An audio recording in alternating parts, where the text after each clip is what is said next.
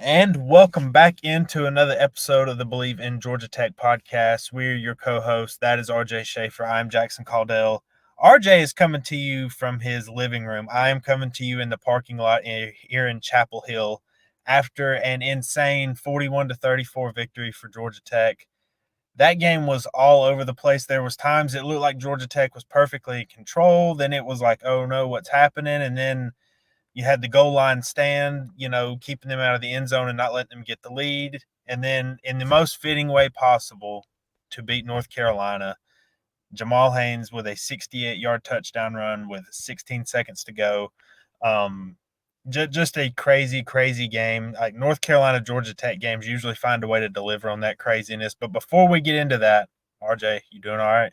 I know you're not as well as you usually would be, but I mean, I went 1-1 on the day. The Tigers lost, kind of end of their season, but Tech winning is positive enough for me to have a good day. yeah, absolutely. So this, like, obviously, this is a very instant reaction. If we do miss anything, we apologize. This is, we try to just kind of do a quick hitter after the game. We try to hit on everything, and then we'll kind of do a deeper dive on Monday for those of you watching. And for those of you watching, we hit 600 subscribers, and we can't thank you guys enough for that. So if you are watching this, just hit the like button, hit the subscription button, follow us wherever you do podcasts or anything like that. Greatly appreciated. This is the team's best start since 2014, so definitely a good time to be following along with us as we chronicle everything Georgia Tech. So I'll let you decide where do you want to go with this one first, because I guess right off the bat before we get any further into it. So Haynes King was obviously injured at the start of the fourth quarter. I asked Brent Key after the game, what was his status, and he said we'll know something soon. He's in there celebrating the victory. That's all we got. I figured that was all we would get, but that is all we got. So just keep your eye out for any updates on him. Obviously, a big game against Notre Dame coming up next week, and it would be good to have him healthy. But I'll kind of let you decide where to take it first, RJ, because there's a lot of places you can go. Yeah, I mean that was the first thing I wanted to mention too, because at first it just kind of seemed like they were doing it out of abundance of caution, like they were up 10 points, and I didn't think they wanted to put King in there just for the sake of, if it is a bad injury, they don't really know that yet. But then up three Georgia Tech the next drive, that is kind of when I noticed that it was probably something semi-serious. We just don't really know a whole lot right now, and I don't think we will for a while. Yeah. And the only, I guess I mean, we can just get into kind of the offensive performance, I guess, because like it was a very good one, although there were some negatives. Like they finished with 505 total yards, 371 yards on the ground. I'd have to dig to find the number, but I know they put a huge number on North Carolina last year. Obviously, different defensive coordinators, as we all know, in this game. So the running game was just dominant all day long. I think I tweeted, it was even sometime like in the second quarter, like, man, they're just moving them up front. And I know me and you kind of praise North Carolina's defensive line as being the stronger unit in this game. But to me, the back seven for them really covered up Georgia Tech well the few times that they decided to throw. Like if you look at the splits, like I mean, Georgia Tech threw the ball 23 times. They ran the ball twice as much. I mean, they ran the ball 48 times in this game for 371 yards, 5 total touchdowns, 7.7 yards per carry. Like they ran the ball nearly 50 times and still averaged nearly 8 yards a carry. I think this is one of the most. I think this is the most dominant performance we've seen out of a Georgia Tech offense this year. But to your point, I'd beg to differ. I didn't even think the secondary was that great. I just think it's due to like whatever you want to call it with Haynes King. Like there were a Well, lot of passes that should have been made. and I was gonna say, like, I was trying to give North Carolina a little bit of credit there, but yeah, Haynes King was off pretty much from the start of the game. Like I'm not gonna sit there and tell you like, yeah, North Carolina's back seven was dominant. Just in comparison to what their run Yeah. defense did, I think it was better. Um, so yeah, because even on like the first drive of the game, like King had a bad throw on a 3rd and 6. He had a guy open and didn't hit him. Um, Also, like the defense, like the defense had some issues in this game, but two categories we really have been really pressing on really all season is pressures, sacks, turnovers. Georgia Tech got 3 sacks today and forced 2 turnovers. You had the Saeed Gibbs forced fumble at the beginning of the game. Jordan Vandenberg recovered that, and then you had one later in the game as well. And also just pressure, like Sylvain Yonduin he was getting after the quarterback today a pretty good bit. Like I thought the defensive line played pretty well, and overall, like I know I'm like what abouting some of this, but even in the first half, like J.J. Jones had a 53-yard catch. Then you had Amari and Hampton have a 71-yard run. But that was where they were getting the majority of their plays, like down to down. Like, North Carolina struggled there, especially at the early part of the game. Yeah, and one thing that I noticed is Georgia Tech blitzed a lot this game, and we've seen them blitz a lot and not get a lot of pressure.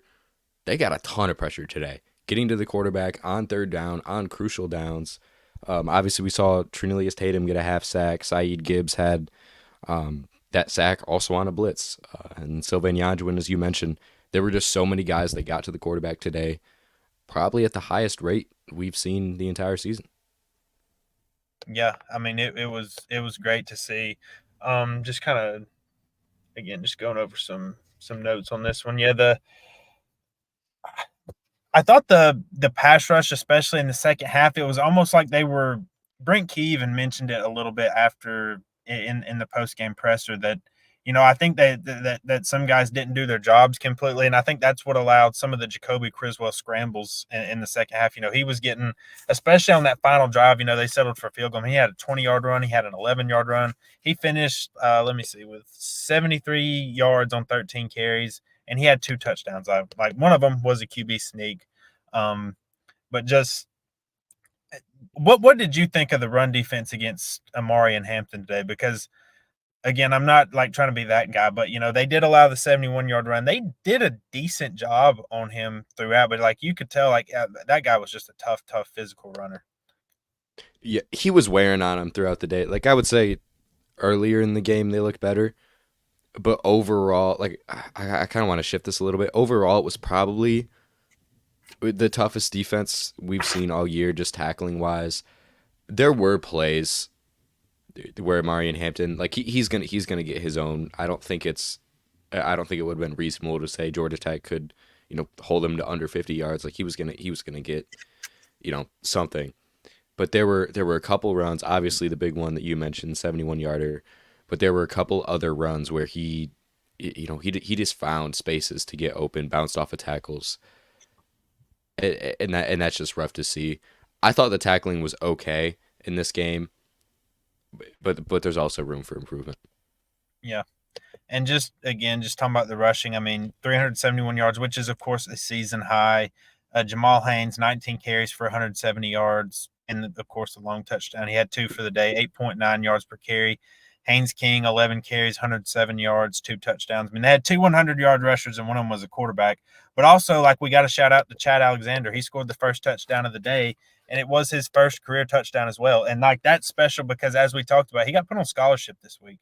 Like that was really awesome to see. But he also had I know there was a 3rd and 6, I think maybe on the 4th or 5th possession of the game where he had like a 28-yard run that really they got started out at the goal line, and then Aiden Burr hit the field goal 10 to make it 10-7. And I guess maybe on that point, do you want to talk about some of the special teams miscues? Yeah, yeah, Because we could that's do that. starting to become a bit of a problem. Like they're Hmm. now, like on one side, they've been good at some things on special teams, like blocking kicks. Like Rodney Shelley, he kind of partially blocked one there early when it was 7-7. After North Carolina scores, Georgia Tech goes 3-and-out, and then North Carolina drives the ball a little bit. I couldn't tell if it was blocked from the press box, to be perfectly honest, but Rodney Shelley got it, so kudos to him. But man, the miscues. I mean, the giving up a punt return for a touchdown like was costly. You had a missed field goal, and I'll be the first to say I don't think Brent Key should have kicked that field goal. Like it was a 49-yarder. You're making a two-score game a two-score game. Like you were up by 10, and it was only going to be you were only going to be up by 13. Like again, instead of a touchdown and a field goal to tie it, you would have need 2 touchdowns to take the lead. Like, I do get that part of it.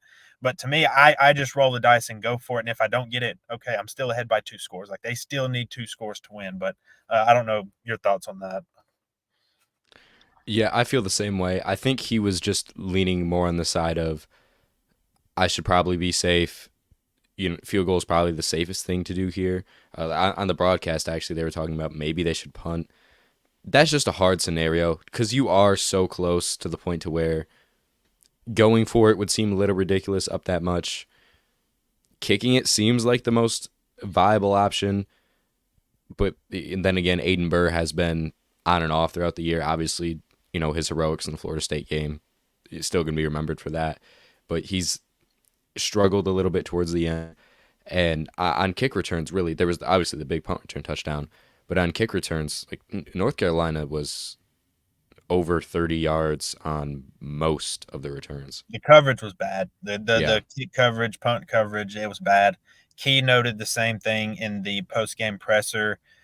He said they'll take a look at film and kind of see what's going on. But yeah, the coverage, it was bad. Like, I can't even talk myself around that one. So just kind of, I guess I'm just kind of going through these drives in my head. So it was 17-14. It looked like the half was going to end. The end of the first half was huge. Jamal Haynes, the hero of the day, had a 37-yard run. Haynes King did have a missed pass on that drive. He had Malik open. Malik was kind of kept quiet through the day. Him and Eric Singleton both. Then King had a 14-yard or a 12-yard run, then a 14-yard run. And the drive ended with Aiden Burr hitting a 29-yard field goal to get the game to 20-14. I know they didn't win the game by 2 or 3, but that drive was still big to me because it tacked on another score before the end of the half. Yeah, and one thing that was huge about that drive, that was I'm not sure 100% on this. That was probably the biggest drive for Haynes King in terms of running the football because he had around 30 yards that drive, and that seemed again the clock expired before Georgia Tech could do anything, but that seemed like one of the most effortless drives throughout the game. Yep. And then Even though there were a lot of those. yeah, and then going to the start of the second half, you had the targeting personal foul on Kyle Eiford. The targeting was taken back, kept just a personal foul. Then they had a 17-yard catch, and then this to me was just uh, the double pass play that they tried and they lost like a gazillion yards. I don't know exactly. They credited Micaiah Scott and Kyle Eiford with half a sack for both. Um, that I don't understand what that was from North Carolina's end, but we're not here to analyze North Carolina. And then Warren Burrell had a great pass breakup on that fourth down. Like, that was really good stuff. Next drive, like, that was when they really started to assert their will. Georgia Tech went on an 8-play, 67-yard drive. This is when I thought they finally had control of the game. Because there were various times in this game where I was kind of watching North Carolina's like, man, if Tech gets up by 14, 17, or any type of double-digit lead, like, how much fight is there left? And to North Carolina's credit, they had a ton of fight left. Like, they kept battling back in this game to try to make it close. They were able to hit a 50-yard field goal on the next one to make it 27-17. Georgia Tech goes 3 and out, and then the punt return disaster. That's when that happened. Fast forwarding a little bit, going to the start of the fourth quarter, this is where Haynes King gets hurt. They go on that touchdown drive, and they had kind of like a busted play. It looked like a busted play. Haynes King handed off. Jamal Haynes goes the other way. King kind of looks around, then he finds Luke Harpering for 15 yards. We asked Key about that after the game. He didn't really elaborate on it. I'm assuming it was just a broken play. Like, I don't think it was anything more than that. But that was kind of interesting. And then you had Jamal Haynes going in for the touchdown. That made it 34-24. And then I again thought, well, hey, fourth quarter they got control of it. But again, North Carolina to the very next one. This is where I'll excuse what I just said. This was where I really thought the game turned. Very next play, former Yellow Jackets receiver Nate McCollum fumbled the ball. Georgia Tech gets it 34-24. Like, you score a touchdown there, like, game's over. Like, the game it's just over. Like, it's just a math problem at that point. Like, you just don't have enough time to do anything. But the offense, Zach Pyron comes in. I'll be interested to see what happens just going forward, but they were very conservative with him. I mean, the only pass he threw was literally the play before Jamal Haynes ran a touchdown. And it was for 7 yards. Like they were pretty conservative. Run 3 straight plays, they don't get it. And then Aiden Burr misses the field goal, still 34-24. And then that's when North Carolina kind of started put together some things on offense. You had Criswell converted a 4th down. Then they scrambled in for a touchdown. It's 4th and 1. They get it 34-31. Here is like one of my biggest things from this game. I write a column every time after the game, post game. And in victory, yeah, it's the good, the bad, and the ugly from the game. So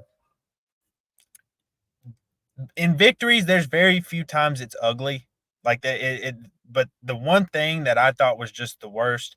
So it was about to be 3rd and 1. 2-minute timeout happens. Georgia Tech comes out of the 2-minute timeout and get a pre-snap penalty to make it 3rd and 6. And again, 3rd and 6 is not like totally unmanageable, but you can't have a pre-snap penalty coming out of a timeout. That's on the coaching staff. I just hear your thoughts on it.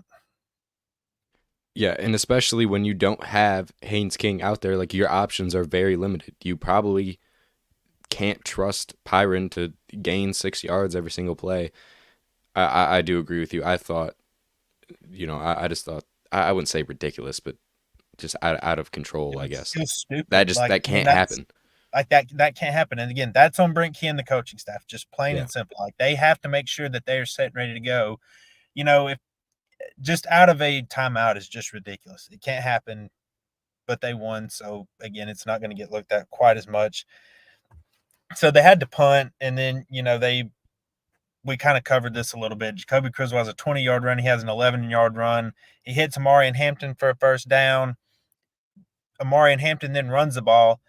Georgia Tech gets a personal foul penalty, late hit, and that sets them up at the 9-yard line. And this is where the defense was huge. And I asked Kyle Eford about this after the game. I asked him and Side Gibbs both. They talked to us, and like they were just, it's the mentality like you can't let them in like at that point, because like if they score, game's not over, but it tilts heavily in their favor. They bowed up. They did really well, force a field goal, and the rest is history. Like I was just there could not have been a more perfect ending to this game than just Jamal Haynes taking a handoff 68 yards. Like it wasn't a trick play, it wasn't a Hail Mary, it wasn't anything like that. It was just Jamal Haynes up the middle, untouched pretty much, and touchdown. And that was the game. Yeah, and a play that, some other running backs, like UNC got into the backfield on that play. Like I think some people don't realize the hole that Jamal Haynes was supposed to go through was filled, and it looks like he could have went nowhere else. And then he did what Jamal Haynes does, and really anybody else that ran the football today, like Chad Yeah. Alexander, the long list of players that ran the ball. There was just success all over that defense. Yep, 100%. I mean, Jamal Haynes has had a great 2 weeks too. Like he's really, ever since the bye week, this run game has really come out and is just firing on all cylinders. And again, we'll wait and see the status on Haynes King, but that it's going to be much needed against Notre Dame. Do you think we hit everything? I mean, for an instant reaction show, anyway. I mean, I got all my instant thoughts out. Yeah, that was, it was a crazy game. I do want to send our thoughts. I don't know if y'all have seen this. After the game, North Carolina announced former receiver Tylee Craft passed away. I don't know if y'all know he was diagnosed with cancer, I believe, and he passed away before the game.